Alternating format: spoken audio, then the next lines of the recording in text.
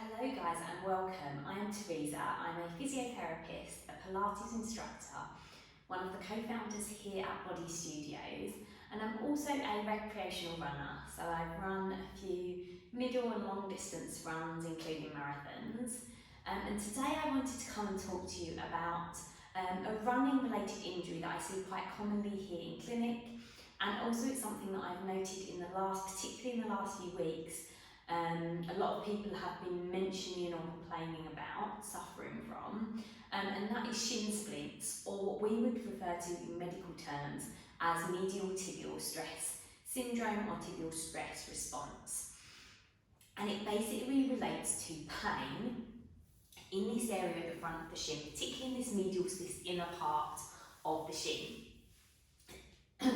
It's commonly noted, particularly for runners, after a change or a long period of running, where they will report a tightness or aching or even quite sharp pain in this area.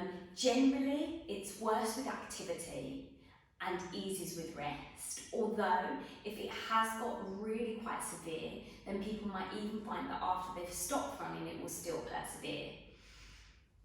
So today I wanted to talk you through a little bit about what is medial tibial stress syndrome, what are shin splints, and why do we get them really, and what can we do about them? Because I think there's quite a bit of confusion, particularly among runners, of why they're getting this pain, and quite a limited understanding of what we can do, because there are so many different things that can interact to create this problem. And I think it's really useful if we're aware of all of those. So I'm going to hopefully today take you really through all of the different things to be considering if you are somebody that's suffering from this problem.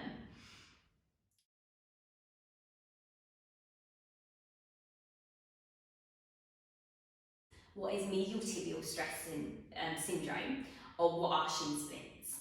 And in kind of simple terms, they are pain in this area, like we've discussed, that generally originates from a stress response of the bone. So that is that there's trauma to the surface of the bone, either through the increased load that's going through that bone when we are running, or to do with the tension and the torsion around that bone created by the pull of different muscles over that area. And that creates a response of the bone that can create either an inflammation or potentially a failure of the healing processes there around the bone. And that creates a bone response. And in the simplest term, a bone response can create pain. So really we are thinking about shin splints being a problem of the bone, yeah?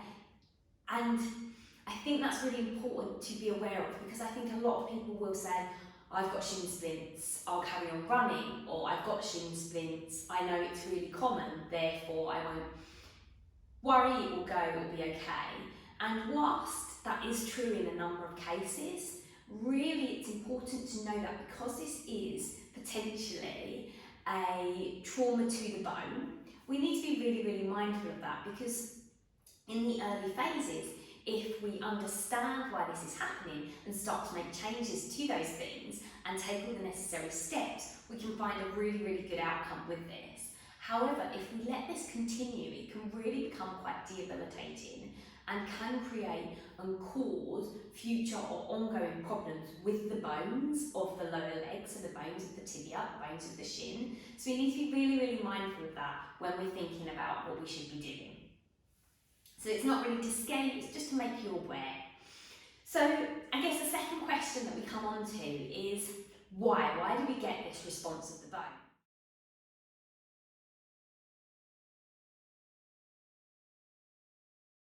Now that really is multifactorial, and today I'm going to cover some of the common or the key things that might be coming into play with that problem. But that's not to say that I'm going to cover absolutely everything, because every single person is different. We are all individuals.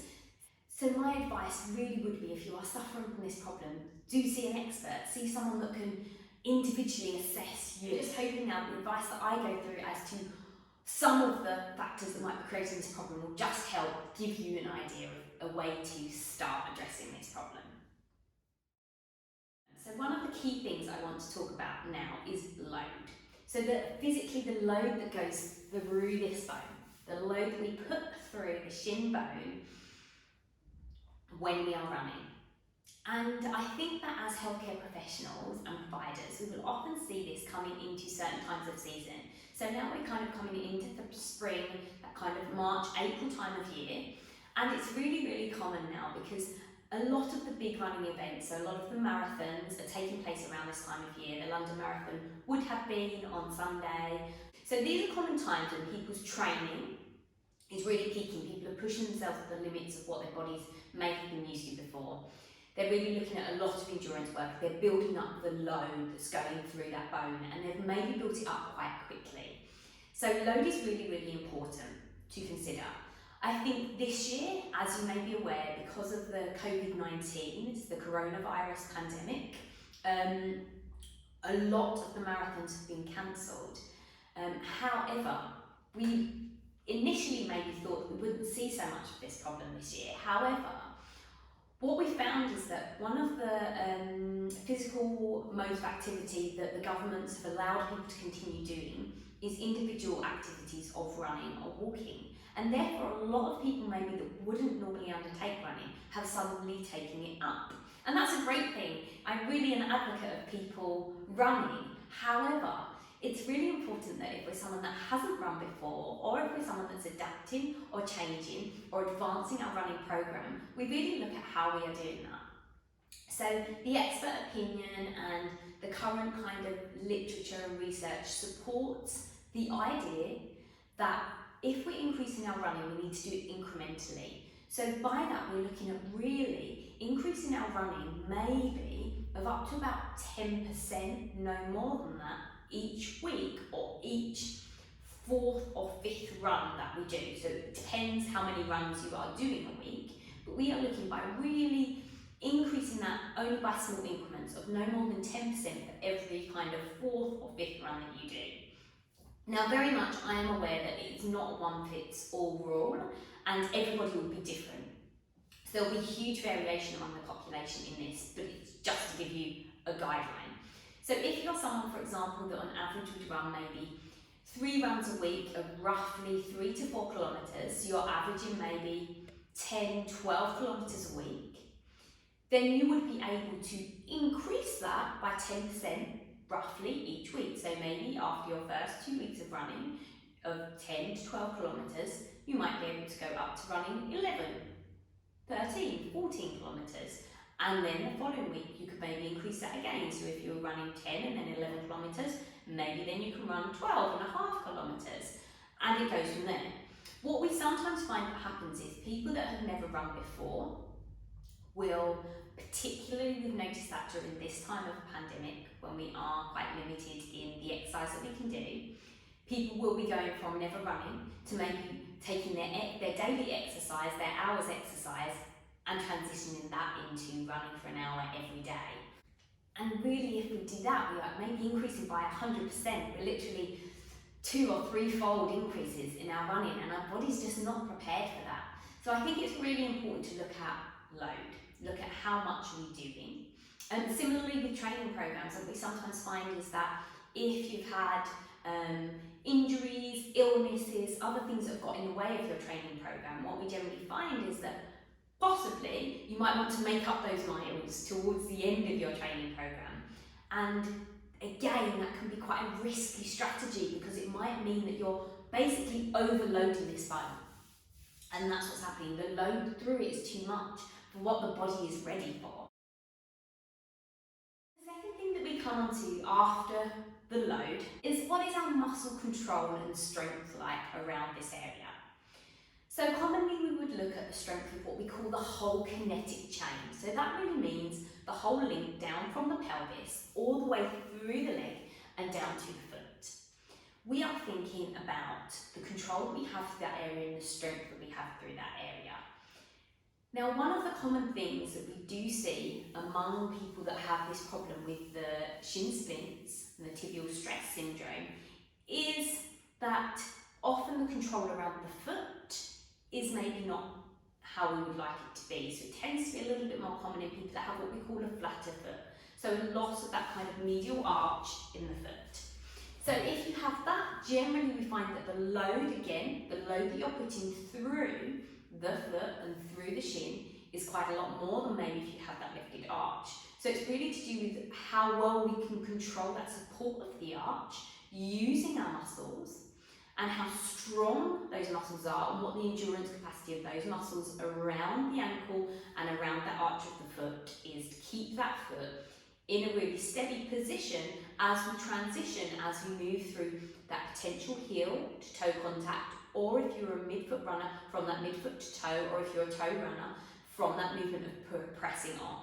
So really that comes down a little bit to the control around the ankle and the foot, naturally the shape of your arch, and then the way that you run.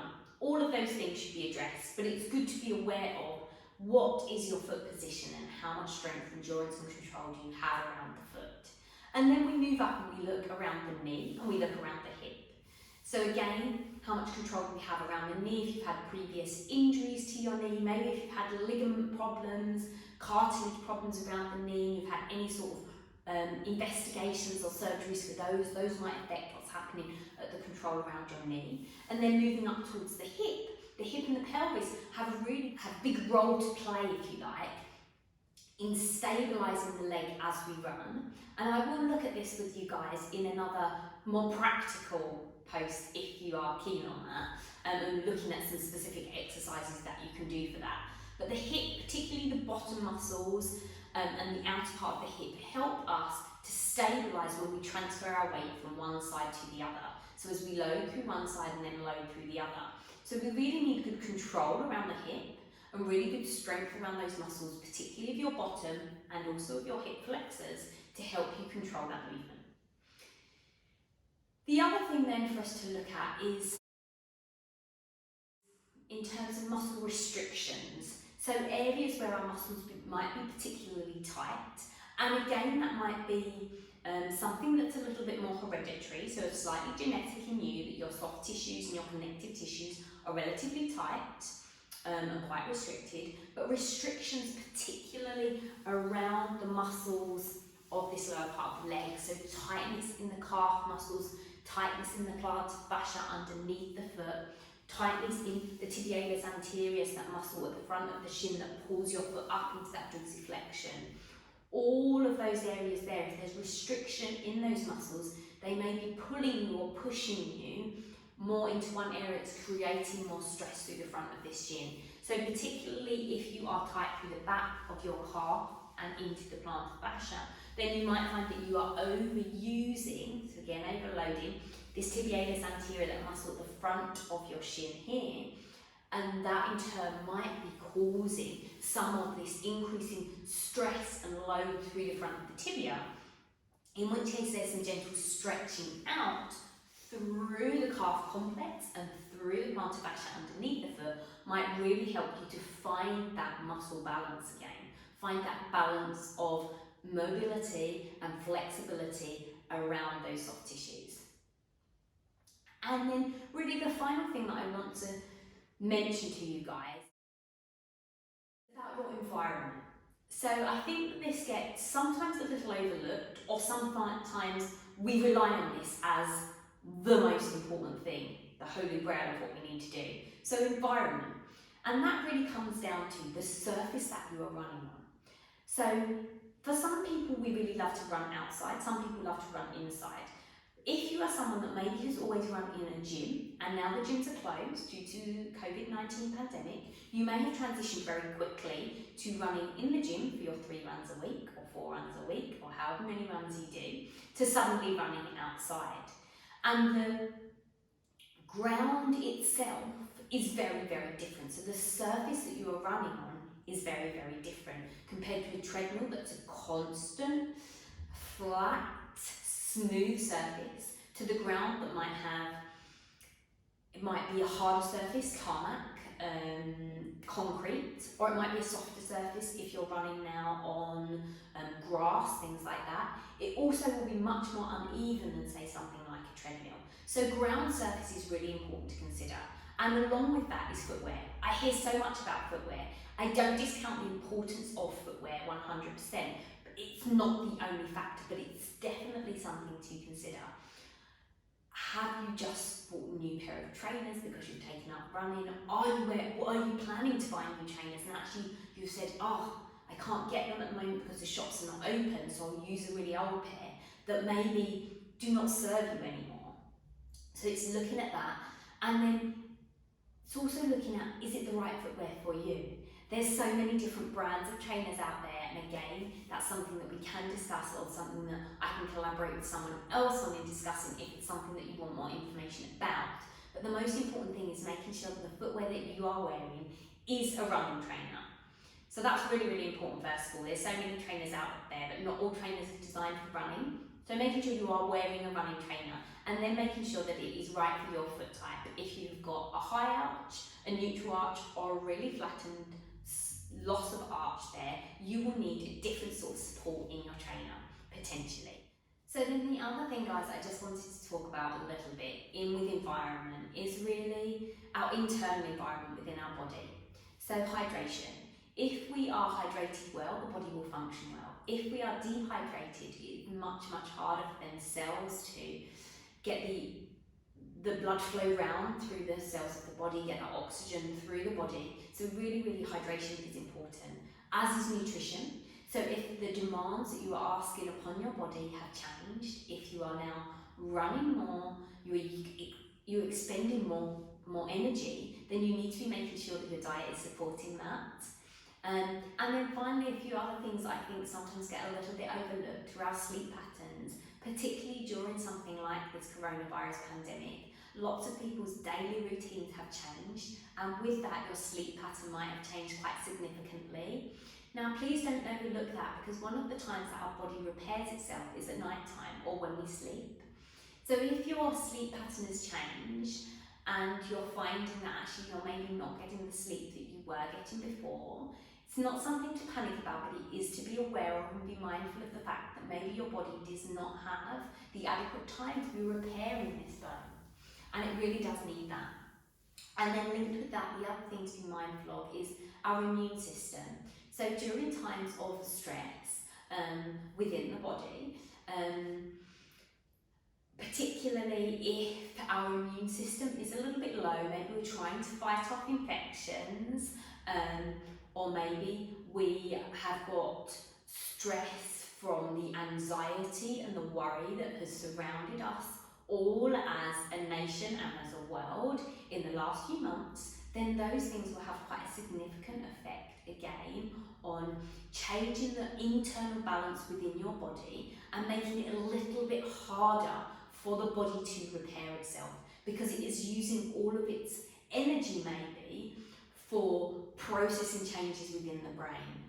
It's maybe using its energy to fight off any infections within the immune system, within the gut, and therefore it maybe doesn't have that energy to help with these changes and to help really with that normal stage of repair within the body. So just a little bit, if you can, guys, be mindful of those things, be kind to yourself, and just be aware that really with this problem, whilst I don't want anybody to worry, I do think that we should consider all of the components. So just a little recap, the things that you are thinking about are the load. So if you have really increased your training more than 10% each week for the last few weeks, you've probably overloaded and done a little bit too much.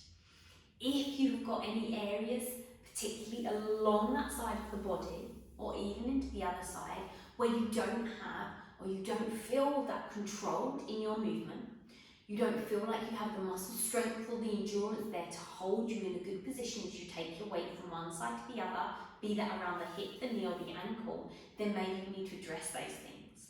If you have muscles that you know are always in you feel particularly tight, especially in this lower area of the foot, of the back of the calf, then maybe you need to address those and stretch those.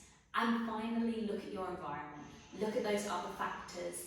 Look at the footwear that you're using, the surface that you are running on. Look at the internal environment of your body. Are you hydrating well? Are you giving your body the right nutrition? Are you sleeping well? Are you being kind to yourself?